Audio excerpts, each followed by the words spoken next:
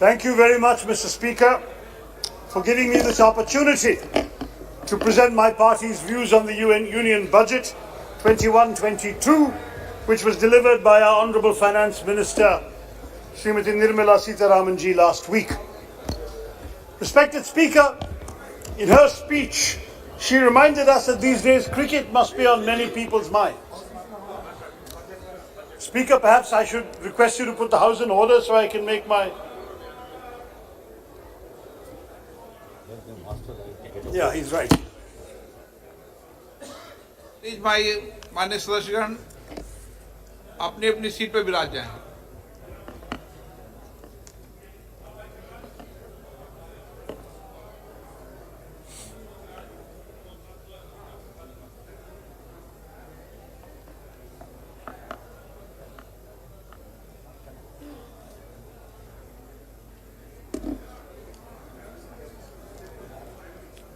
माननीय सदस्यगण प्लीज माननीय सदस्यगण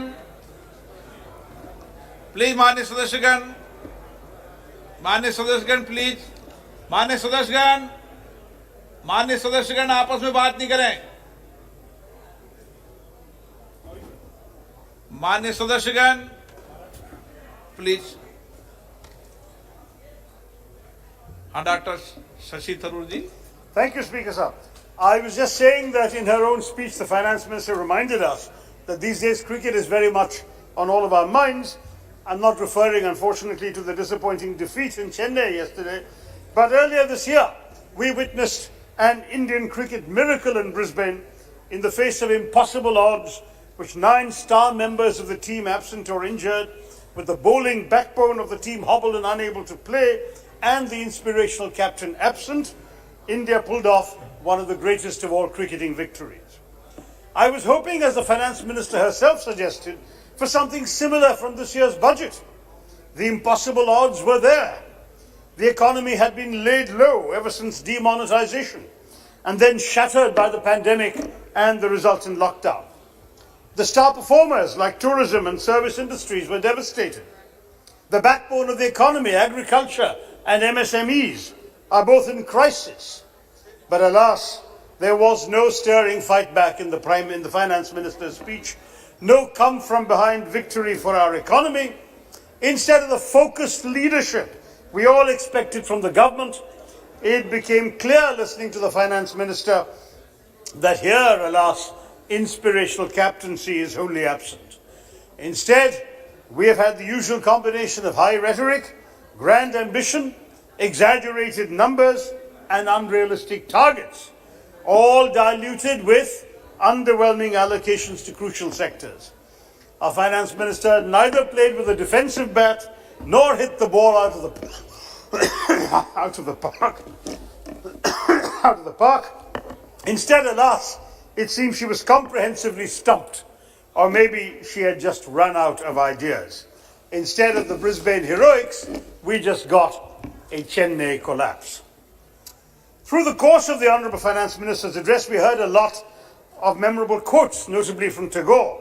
But as the great Gurudev himself said, you cannot cross the sea merely by staring at the water. It is perhaps a more apt way to describe this government's tepid budget. Rather than help us cross the sea of challenges we currently face, the reality, sadly, is that this budget abdicates the government's responsibilities to the weakest in our society, the segments of our economy that are in tatters, and the Aam Aadmi who have reposed their faith in this government have been let down totally in the last 7 years. I could spend hours explaining why this is so, but given the limited time available to my party, let me stick to a few examples, and I'll pick 4 today where the budget has betrayed the most fundamental expectations from the nation: health, fiscal stimulus, defence and agriculture. First, health. Given the unexpected challenges we have collectively faced since last year, which has destroyed both lives and livelihoods, the people of our country expected revolutionary allocations for healthcare. While thanks to the countless sacrifices of our healthcare warriors, our frontline workers, researchers, scientists, doctors, we are now in a position where the light may finally be visible at the end of the tunnel, but the budget has delivered a blow to our hopes of expanding and developing the healthcare ecosystem of our country. Sadly, the government, in its peculiar wisdom, has chosen the path of deception rather than mature governance.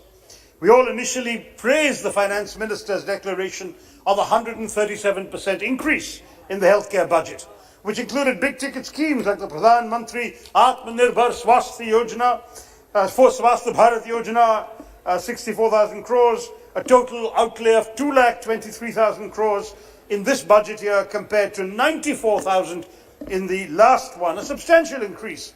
But when we turn to the annex, as instructed by our own Finance Minister, the deception lying in store was breathtaking. Out of these claimed allocations, 35,000 crores is just a one-time expenditure for the ongoing COVID-19 vaccination program. Another 60,000 crores actually for the Department of Drinking Water and Sanitation. So as a result of this, of the 2,23,846 crores mentioned by the Honourable Finance Minister, the actual allocation to the Department of Health and Family Welfare was only 71,269 crores, which marked not a 137% increase, but a decline of nearly 7,000 crores, or 10.84% decline when compared to the RE estimates for the same financial year. Together, not only are these paltry allocations a reversal of the government's own promise to the nation of increasing healthcare expenditure to 2.5% of our GDP by 2025, but they constitute an unconscionable betrayal of the countless sacrifices of our healthcare and frontline workers at the height of the pandemic. Second, the fiscal stimulus. Our nation suffered, as we know, serious economic hardship thanks to the stringent lockdown. We still remember the misery faced by our most economically vulnerable people. We remember the lakhs of migrant workers heart-rendingly trudging home with parched throats and calloused feet. Yet the government's response then and in this budget has shown no sensitivity to their plight. Given the flailing state of the economy and the unprecedented losses suffered by the majority of this country, we expected a budget that would offer a comprehensive fiscal stimulus to all those affected, to key industries, particularly our MSMEs, the backbone of the economy, and the informal sector. Similarly, we demanded increased government expenditure and at the same time an effort to put money in the hands of the people by boosting employment and livelihood generation. Nothing of the sort has happened. Instead of boosting funding, the government has either bizarrely slashed funds or offered deceptive programs that focus on liquidity rather than direct fiscal support. Let's face it, providing cheaper credit to businesses will be of little value unless consumption demand increases. But demand won't increase until people have money to spend. Yet no real money has been provided and no means of earning money. Funding for key schemes like Manrega, the Mahatma Gandhi National Rural Employment Guarantee Scheme, have been slashed in that scheme by 35%. The same applies to Pradhan Mantri Kaushal Vikas Yojana. Support for key sectors like the MSMEs I mentioned is largely absent. Your so-called support for MSMEs, ma'am, relies on allocations for meaningless exercises like the Guarantee Emergency Credit Line, which is only to provide collateral-free loans to MSME businesses and not direct fiscal support. The fact is that the tourism and hospitality industries have perhaps been the worst affected. They're in crisis, they're near collapse. But your budget, instead of coming to their rescue, has instead simply slashed the overall allocation of funds to this sector by 19%. In fact, if you look at the revised estimates for the year, they've slashed them by 45%. We heard the Finance Minister last week and the Prime Minister today repeatedly invoking Atmanirbhar Bharat. Well, Bharat should be Atmanirbhar, not Bharatvasis. Your Atmanirbharta should not mean that you're telling your own citizens, you're on your own, be self-reliant, the government will do nothing for you.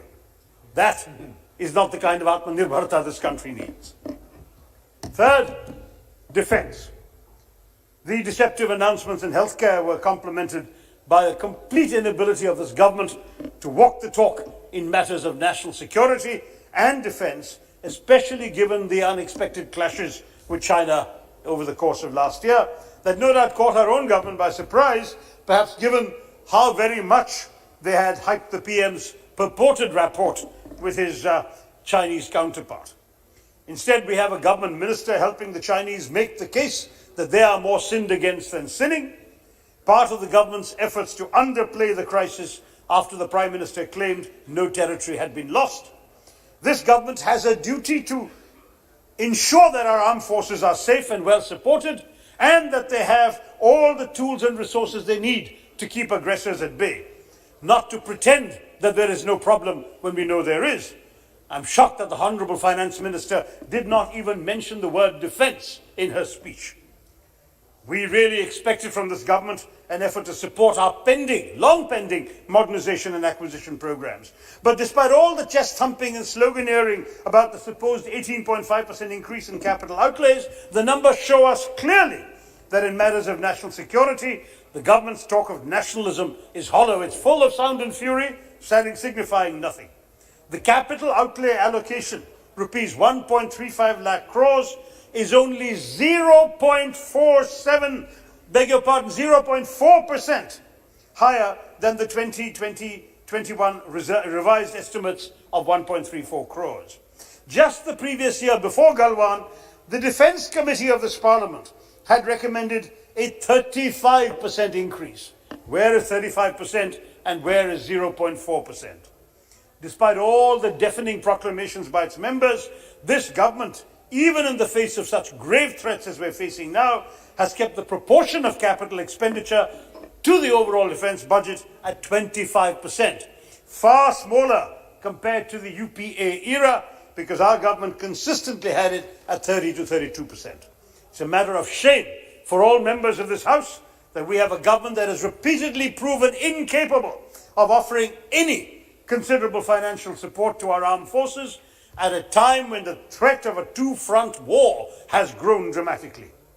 To use one of their favourite words, this is truly anti-national.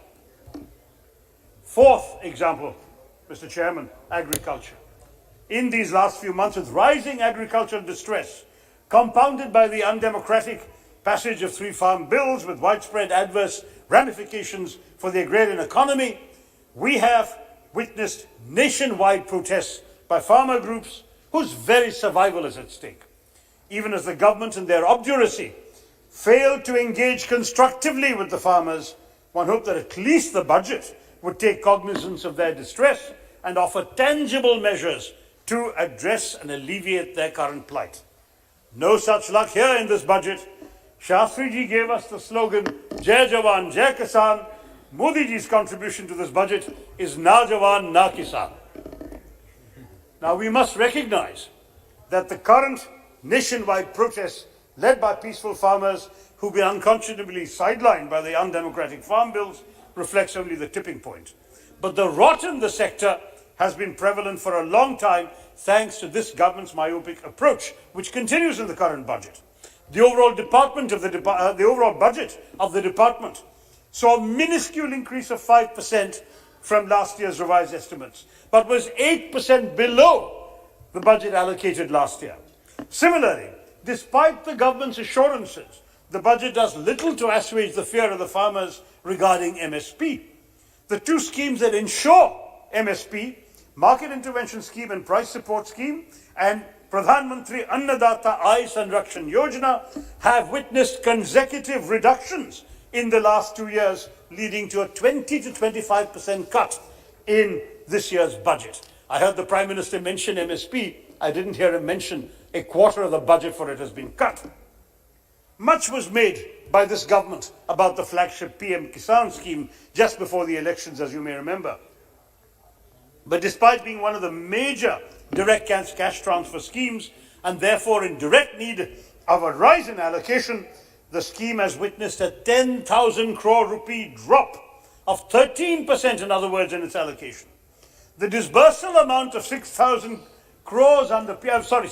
rupees per farmer under PM Kisan has not been enhanced either, nor has the scheme been extended to tenant farmers, sharecroppers, women farmers, Adivasi farmers, who've all been excluded from this benefit from the start. Instead, no, it's true. Instead, 2,326 crores was transferred to 40 lakh ineligible beneficiaries. This is from the government's own figures. Even the previous head of Aadhaar said that he received the PM Kisan payment for which he was not entitled. So suit boots are receiving the government's money, but what are the farmers getting? Even worse is the plight of the fishermen. In my own constituency, Mr. Chairman, I've seen them devastated by Cyclone Oki, the floods of 2018 and 2019, and now the pandemic. But this budget has not only denied them any relief, let alone a special relief package. There is nothing in the budget in terms of fiscal support, diesel subsidies, lower GST, nothing. Nets and fishing equipment even they have to buy at the price they paid before the pandemic and before all these calamities. You've given relief to tea garden workers in Assam and Bengal, where you believe the ruling party has a chance. But you've ignored thousands of tea workers in Tamil Nadu and Kerala. And I think we can understand why, but is this fair? Frankly, sir, we are looking at a very sad situation. उच्च वर्ग के गिने चुने कुछ व्यापारी को फायदा है, मुल्क चलाने को बतलाओ, ये भी कोई कायदा है? Anyway, at a time of unprecedented civil, political, economic distress in our country, this government had a great chance to show us that it was willing to bring this country back together. That was precisely what we expected from the union budget, a platform through which this government could actually display a bold vision for reviving the economy and offering much needed relief to our citizens who have had to face one of the most challenging periods in contemporary history. Instead, our citizens have been left thoroughly disappointed by the government's repeated mediocrity in matters of policy making. This tepid budget ignored the middle class in their hour of need. You have given them extortionate tax increases and fuel prices. Since 2014, the excise duty on petrol has gone up by 348%. On diesel, the excise duty has gone up by 894%. Soon, banks will have to provide not just car loans, but fuel loans, Mr. Chairman, so you can buy fuel for the cars, thanks to the taxes that this government has put up. The truth is, there's been no relief in tax rates for the middle class either. पूंजीपतियों को subsidy मिली, अमीरों को rebate, middle class वालों TV देखो, तुमको मिली है debate. And as for the poor, Mr. Chairman, as for the young, the aspirational, the betrayal is total. I can tell you, I mentioned Manrega earlier, at a time when record numbers of people are seeking work under the scheme, where there's been a 66% increase in work requests under Manrega in December and January, you have slashed on the 1st of February its allocation by 35%. When unemployment levels in the country are at the worst levels ever recorded. How could you do this? How could you do this, Madam Finance Minister, when our young people are looking desperately for work? Your budget has no provisions for job creation or skilling, and you have cut education even while announcing a new education policy. I remember when your government made a lot of noise about a new education policy last year, I congratulated the education minister. I said, wonderful ideas, but how are you going to get the money to implement them? How can you possibly head towards 6% of GDP as you are talking about? He said, no, I've spoken to the finance ministry. It's all been agreed in the cabinet. I'll get the money. What did he get?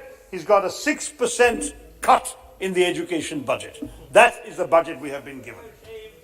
And the budget talks about 100 new Sainik schools. I must say, existing Sainik schools, I have one in my constituency, the fabled historic Karakotam Sainik School. They are not receiving money from the government. They are in such desperate shape because they've exceeded the capacity of their parents to pay for these schools to run them. And they have been saying, I'm on the governing board of the Sainik School Karakotam, that they may have to close down unless more money is coming. So they are unable to finance the existing Sainik schools and they're talking about building 100 new ones. What kind of hypocrisy is this, Mr. Chairman? Really? I have to say that this government has a record of coming up with flashy slogans and acronyms. First they came up with Achhe Din, Sabka Saath, Sabka Vikas. But any day, any dreams Indians may have for better days or better governance, frankly, have been cremated on the altar of the disastrous decision to demonetize 86% of our currency on the whims of our Prime Minister, to quickly address the economic catastrophe that followed and the rampant feeling of disappointment. They then came up with a slogan of New India, but it was abundantly clear that this was not a new India for all Indians. Instead, the road to this new India seems to be littered with the wreckage of all that was good and noble about the old India. कहाँ तो तय था उजाला हर घर के लिए, कहाँ चिराग मयसर नहीं शहर के लिए. So instead of using the faith that this country placed in the government to deliver effective governance and competent policy making, this government has not only consigned our migrant workers to misery, it has erected spikes and barriers on the path of our annadatas. It has failed them, it has failed us all. It has failed India. मैं आपको कह रहा हूं, भारत की जनता आपसे कहेगी, हजारों ख्वाहिशें ऐसी कि हर ख्वाहिश से दम निकले. बहुत किया एतबार मोदी जी, अब तुम्हारी गली से हम निकले. जय हिंद मिस्टर चेयरमैन. श्रीमती मीनाक्षी लेखी जी. बहुत बहुत धन्यवाद सभापति महोदय.